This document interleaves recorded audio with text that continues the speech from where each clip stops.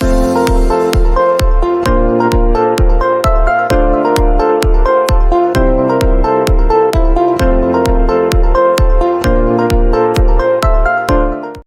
morning, good afternoon, good evening. Ladies and gentlemen, this is Learn English with Bonaj. Ni kuri iga icyongereza na Bonaj. Today we are going to learn vocabulary. Uyu munsi tugiye gufata umwanya twige inyunguramagambo. When you want to speak English, it is better that you get to know vocabulary that you will use. Niba ushaka kuvuga icyongereza, ni byiza ko wamenya amagambo wakwifashisha ku buryo mugiye kuvuga atari ngombwa ngo utekereze ijambo ugiye gukoresha. Are you ready? If you are, let's dive into the lesson and learn these words. Reka twinjire muri somo twige amagambo. Tukibutse yuko igitabo tugiye kuba dukoresha ni igitabo cy'inyunguramagambo cya paje zirenga 200 cyagufasha kuzamura urwego rwawe rw'icyongereza. Niba mugiye kuvuga icyongereza amagambo akubana makeya, wakwifashisha iki gitabo. This is the book that you can use. Iki ni igitabo wakifashisha English and Kinyarwanda Dictionary. Igitabo cy'inyunguramagambo z'icyongereza ndetse n'ikinyarwanda. Alright, get this book if you want to improve your vocabulary. Niba ushaka kuzamura inyunguramagambo zawe, niba mugiye uri kuvuga amagambo akubana makeya, this is a book for you. Iki ni igitabo cyagufasha gukemura icyo kibazo. Now, let's dive into the lesson of today. Let's do this. Kinship, kinship, isano, instead, instead, ahubwo, insurance, insurance, ubwishingizi, invite, invite, gutumira, iron, iron, ipasi, island, island, ikirwa, start, start, gutangira, vow, vow, indahiro, leak, leak, kuva, leech, leech, umusundwe, drum, drum, ingoma, skate, skate, ingutiya, revive, revive, kuzanzahura, console, console, kwihanganisha, knowledge, knowledge, ubumenyi, ladder, ladder, urwego, lay, lay, gutera amagi, lazy, lazy, umunebwe, promise, promise, gusezeranya, near, near, hafi,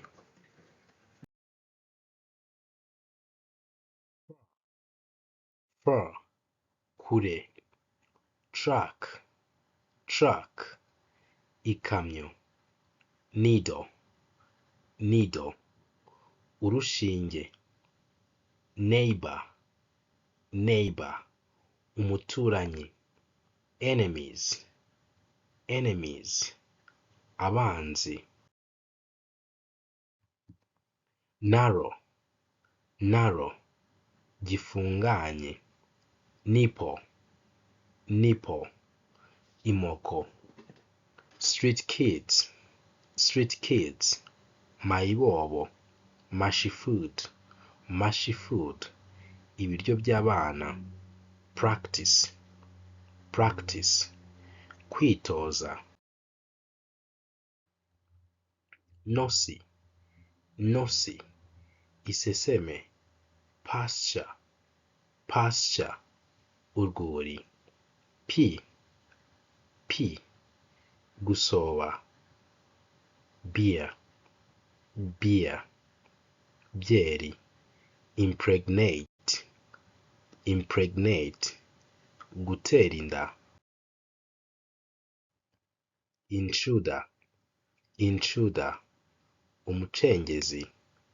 Ladle, ladle, rushe.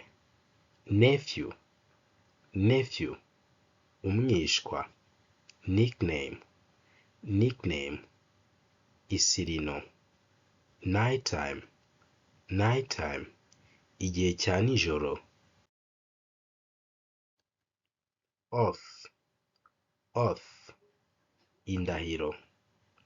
Send for, send for, gutumaho. Old times, old times, ibihe bya kera. Lifetime, igihe ikintu kimara. Liver, liver, umwijima wo mu nda. Kimwe mu bintu byagufasha kuvuga icyongereza ndetse bitakugoye ni ukumenya interuro zitandukanye zikoreshwa mu buzima busanzwe. Iki gitabo kirimo interuro 5,000 zisobanuye mu Kinyarwanda, hakabamo n'ibibazo ndetse n'ibisubizo by'ibyo bibazo, ku buryo mu gihe umuntu akubajije ikibazo ushobora kuba wasubiza nta kibazo, cyangwa se mu gihe ukeneye kuba wabaza ushobora kuba wabaza icyo ushaka kubaza. Ikindi harimo interuro ku ngingo zigiye zitandukanye, ku buryo kugira iki gitabo byagufasha mu cyongereza cyawe cyo kuvuga. Niba mu gihe uri kuvuga amagambo akubana makeya, this is a book for you. Iki ni igitabo cyagufasha. Iki gitabo kigambiriye kuzamura inyunguramagambo zawe z'icyongereza. Harimo amagambo asobanuye English and Kinyarwanda Dictionary, inkoranyamagambo y'icyongereza ndetse n'ikinyarwanda. Rero niba ushaka kuzamura urwego rwawe rw'inyunguramagambo, this is a book that you need. More than 200 pages, page zirenga 200 z'amagambo y'icyongereza asobanuye mu Kinyarwanda. This book can help you to improve your vocabulary. Iki gitabo cyagufasha kongera inyunguramagambo zawe. Igihe cyose cyo gusobanura ibikorwa dukenera gukoresha inshinga. Okay? Iki gitabo kirimo regular verbs, inshinga zikurikiza amategeko, irregular verbs, inshinga zidakurikiza amategeko. Kuri buri inshinga tukaguha urugero, okay, ku buryo uramenya inshinga ukaba ushobora no kuba wayikoresha. Ikindi nanone harimo ibihe 12, ibihe 12 by'icyongereza bisobanuye, ku buryo mu gihe umaze gusoma iki gitabo uba ushobora kuba wakoresha inshinga nta kibazo. Inshinga nicyo gice cy'ingenzi mu nteruro, kuko aba ari nk'umutima w'interuro. Rero mu gihe ugiye gusobanura ibikorwa ukora, ibikorwa uzakora, ibikorwa uri gukora, icyo gihe uzakenera iki gitabo kugira ngo kibe cyagufasha ukemura ibyo.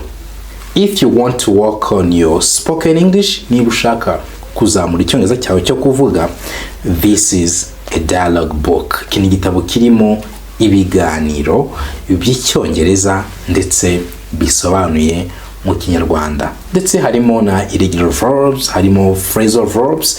This is a book that you need if your purpose is only speaking. Niba kumva icyongereza ubasha ko wacyumva, ariko kuvuga wajya kuvuga interuro ugiye gukoresha kumva ntabwo ziri kuza neza, ufashe igitabo ukagisoma rimwe, inshuro 2, ukabirangiza, ukakinyuramo, ukakirangiza, ukongera ukagisubiramo. Icyo gihe you can speak English with this book. Ni ufata igitabo ukagisoma, warangiza kugisoma ukihatira no kumva icyongereza cyane. Ibyo bikoze, you are good to go. Biba birangiye, icyongereza watangira kukivuga ndetse nta kibazo.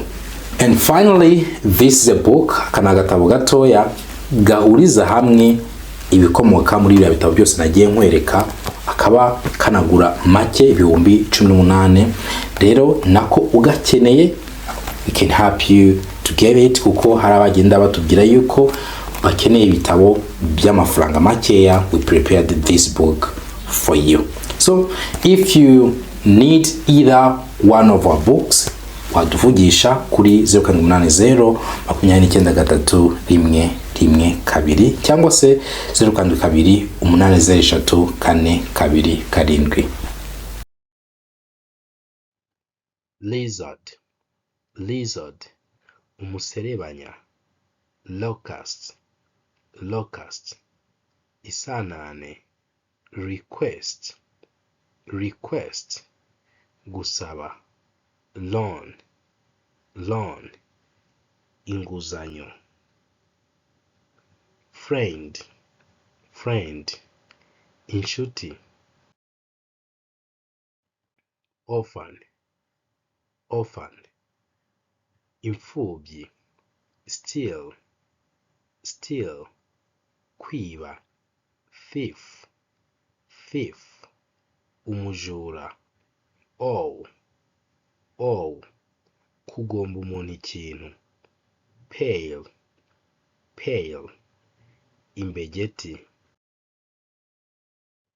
corn, corn, ikigori ariko iki ni icyongereza cy'abanyamerika, maize, maize, ikigori mu cyongereza cy'abongereza, message, message, ubutumwa, meaningless, meaningless, kidafite ubusobanuro, warning, warning, gasopo, encounter, encounter, guhura, love making, love making, imibonano, lucky, lucky, umunyamahirwe, last, last, irari, burn, burn, gusa, barrier, barrier, inzitizi, one, one, kwihanangiriza, advertise, advertise, kwamamaza, midday, midday, saa sita zuzuye z'amanywa, middle, middle, hagati, sun, sun, izuba, dustbin, dustbin, puberi, milk products, milk products, ibikomoka ku mata, empty, empty, kirimo ubusa,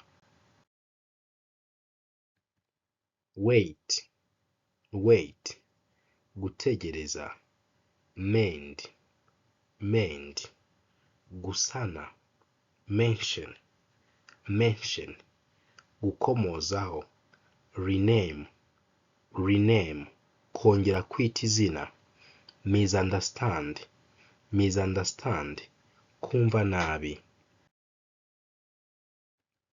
mock, mock, gukwena, cassava pasta, cassava pasta, ubugari, mumble, mumble, kuvugira mu matama, pig, pig, ingurube, leopard, leopard, ingwe,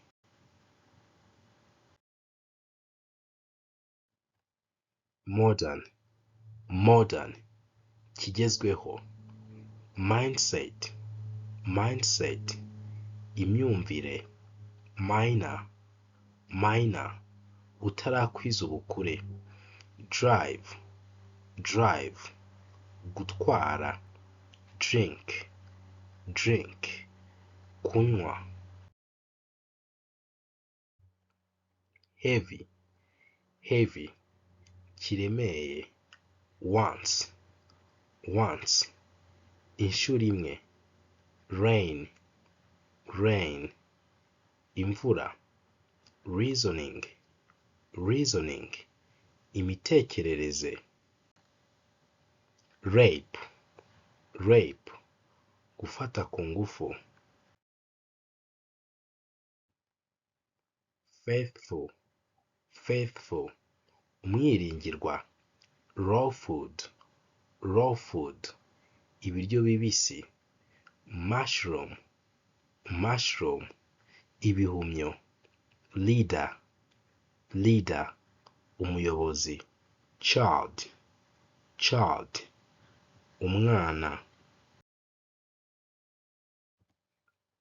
childish, childish, ubwana, beard, beard, ubwanwa, sleepy, sleepy, ufite ibitotsi, perhaps, perhaps, ahari, anxiety, anxiety, agahinda,